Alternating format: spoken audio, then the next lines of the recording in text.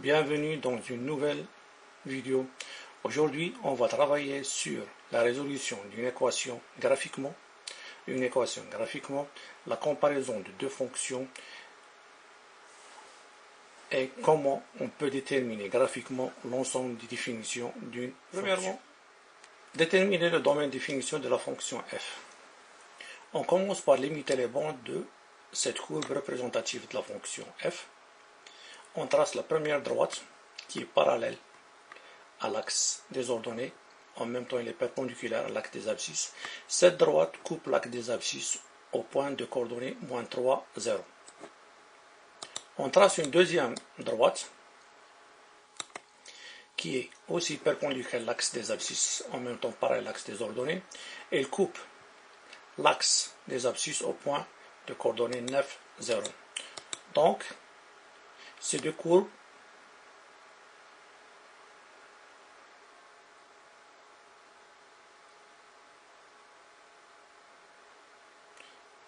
coupent l'axe des abscisses en deux points A et B. On trace le segment A et B, d'où on peut en déduire l'ensemble de définitions de la fonction f de x. d de f est égal -3, 9. Deuxième question.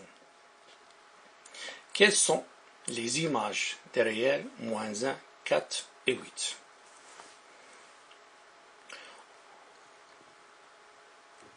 -1, 4 et 8 sont des éléments qui se trouvent sur l'axe des abscisses. On commence par tracer la droite qui passe par le point de coordonnées -0. On voit bien que cette droite coupe la courbe en ce point. Puis, on trace une deuxième droite qui est parallèle à l'axe des ordonnées et qui est perpendiculaire avec la droite en rouge en ce point. Les coordonnées de ce point, c'est -1, c'est -1, 2. On en déduit que l'image du point -1 est 2. Donc l'image du point -1 est 2. De même, on fait pour le nombre réel 4. On trace la droite qui passe par le point de coordonnées 4, 0.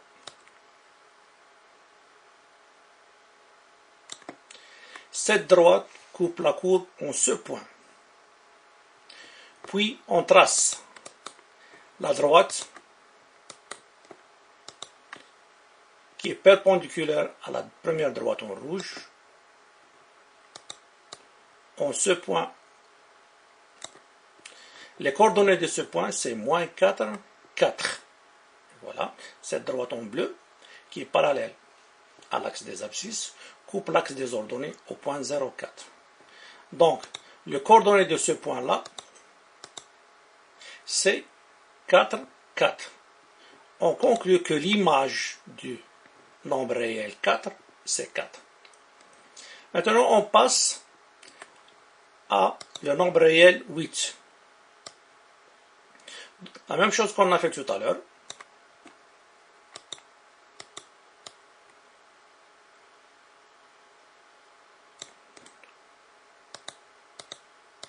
On voit bien que l'image de 8, c'est 0. Conclusion, l'image de -1, c'est 2. L'image de 4, c'est 4. Et l'image de 8, c'est 0.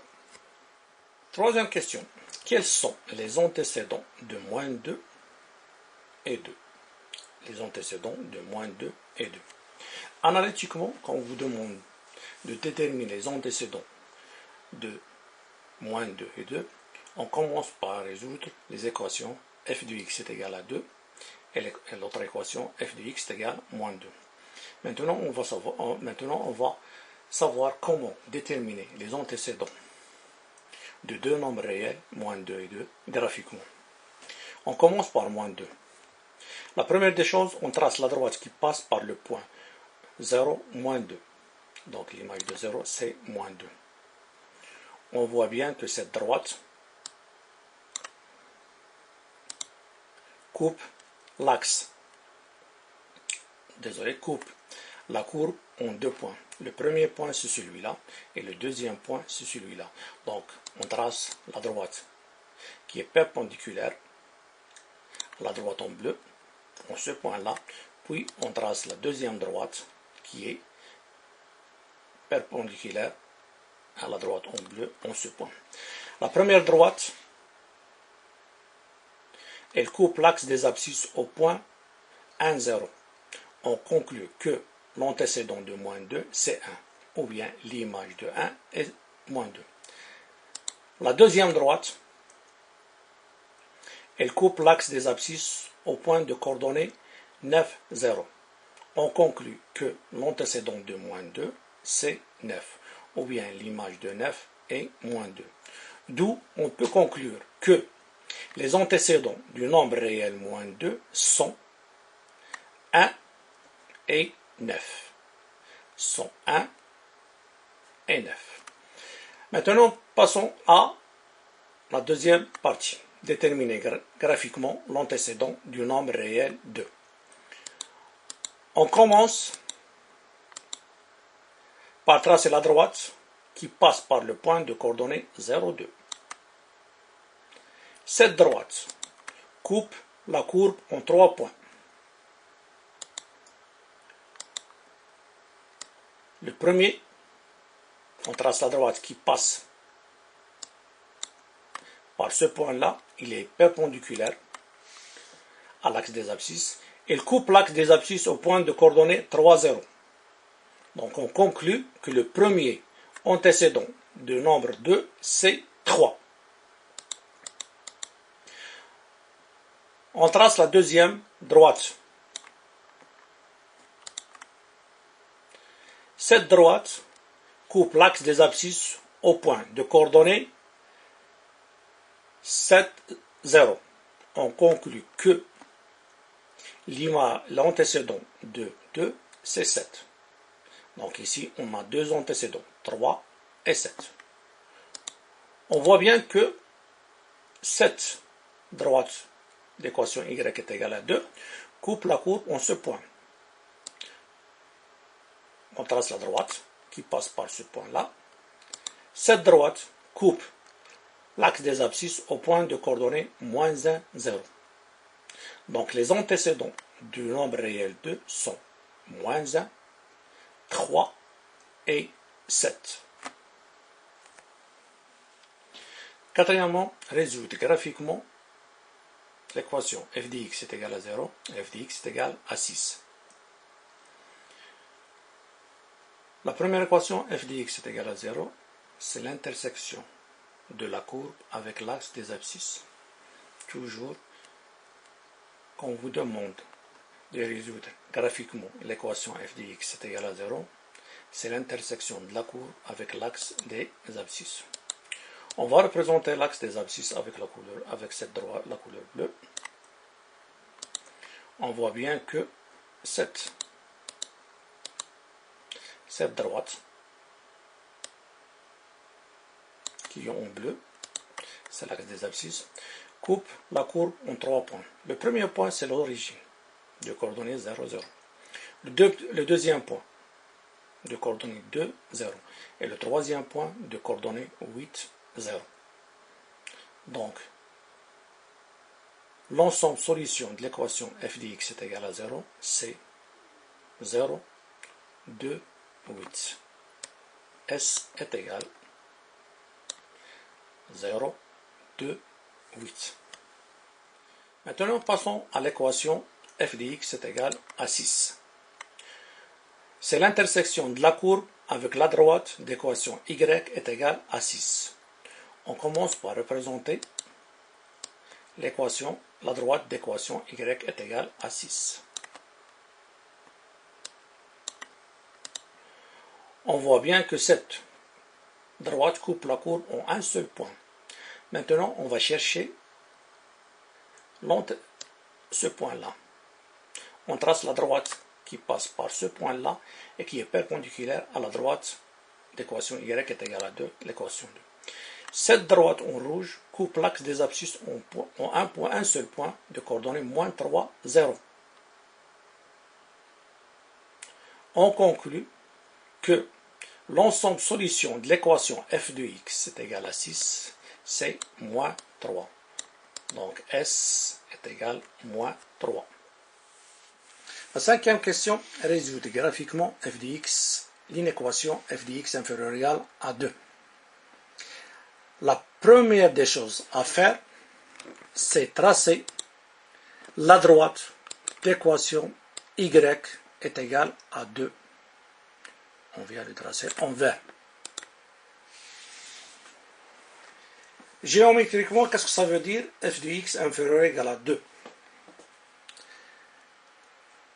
La courbe se trouve au-dessous de la droite d'équation y est égale à 2.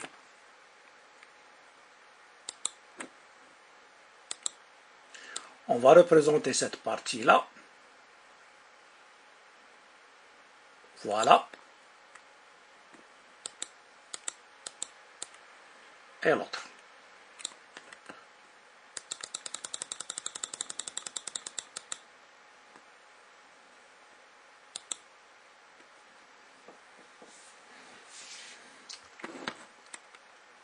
Donc, sur cet intervalle-là,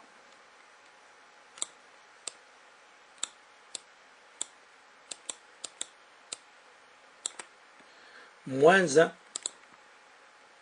3, la courbe se trouve au-dessous de la droite d'équation y est égale à 2.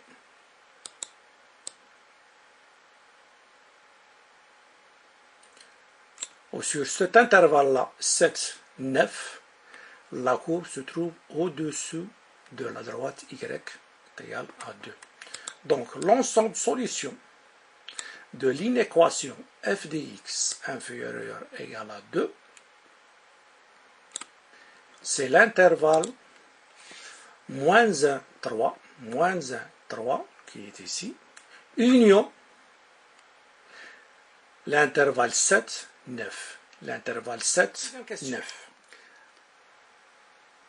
Résulte graphiquement l'équation f de x est égal à g de x et l'inéquation f de x inférieur ou égal à g de x. On va commencer par l'équation f de x, g de x. Géométriquement, ça veut dire c'est l'intersection de la courbe de la fonction f avec la courbe de la fonction g.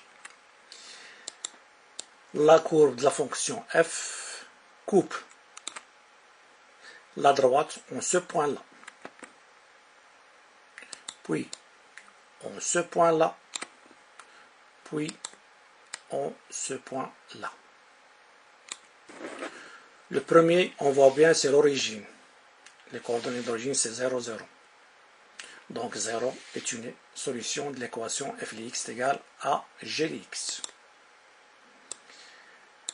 Le deuxième point, la même technique qu'on a fait pour la deuxième question, c'est-à-dire pour trouver l'image d'un point ou l'antécédent d'un point, on le refait aussi ici. Les coordonnées du point d'intersection, le deuxième point d'intersection de la courbe avec la droite, c'est 3, 2. Nous, ce qui nous intéresse, c'est ce point-là, c'est l'abscisse 3. Donc la deuxième solution pour l'équation f de x égale à g de x, c'est 3. On passe au troisième point. L'intersection de la courbe avec la droite et dans le point de coordonnées 6, le voilà, à 4. Donc ce qui nous intéresse, c'est l'abscisse 6. En fin de compte, l'ensemble solution de l'équation f de x est égal à g de x, c'est 0, 3, 6.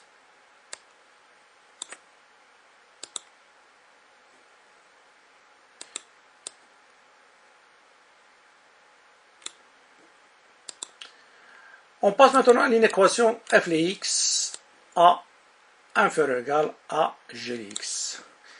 Géométriquement, ça veut dire que sur quel intervalle la courbe de la fonction f se trouve au-dessous de la droite D ou bien de la courbe de la fonction G. On utilise la question de tout à l'heure. Le graphique f dit l'équation f dx est égale à g dx, donc c'est l'intersection de la courbe G avec la courbe f. On voit bien que sur cet intervalle-là, la courbe se trouve au-dessous de l'axe de la droite D de la courbe G. Ainsi que sur cet intervalle-là, 6, 9, on voit bien que la courbe de la fonction G, de la fonction f, se trouve au-dessous de la courbe de la fonction G. Donc, l'ensemble solution d'une équation f de x inférieur ou égal à g de x, c'est l'intervalle 0,3 union 6, 9 qu'on va l'écrire maintenant. Donc, voici l'ensemble solution d'une équation f de x est égal à g de x, c'est l'intervalle 0,3 union 6, 9. Maintenant, on passe à la dernière question, c'est le signe de la fonction f de x à partir du graphe.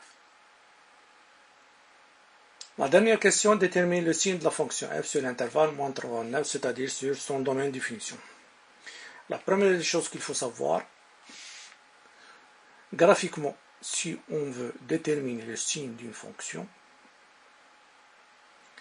la partie qui se trouve au-dessus de l'axe des abscisses, là, on dit que la fonction elle est positive.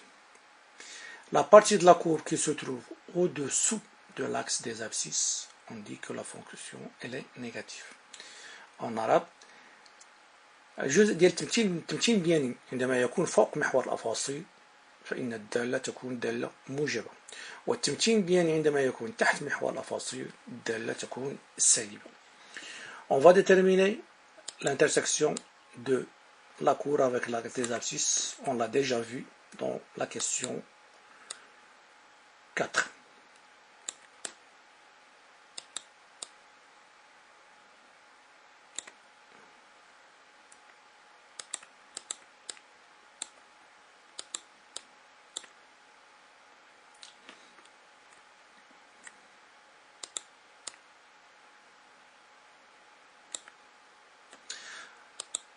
Donc, dans cette partie-là, sur l'intervalle 0, 2, la courbe se trouve au-dessous de l'axe des abscisses.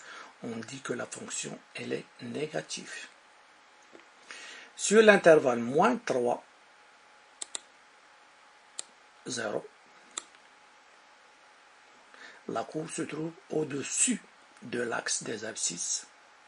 On dit que la fonction elle est positive. Sur l'intervalle 2, 8, on voit bien que la fonction se trouve au-dessus de l'axe des abscisses. Donc la fonction elle est positive sur l'intervalle 2, 8. Ce qu'on peut en déduire que sur l'intervalle moins 3, 0, union 2, 8, la fonction f elle est positive. Sur l'intervalle 8, 9, on voit bien que la courbe se trouve au-dessous de l'axe des abscisses. On va conclure que la fonction elle est négative. La fonction elle est négative si x appartient à l'intervalle 0, 2, union 8, 9. Donc, on passe au tableau de signe de la fonction f. On voit bien que sur l'intervalle moins 3, 0, la fonction est positive. Moins 3, 0. Sur l'intervalle 0, 2, la fonction elle est négative. Sur l'intervalle 2, 8, la fonction elle est positif. Et sur l'intervalle 8-9, la fonction elle est négative. Bonne chance et bon courage.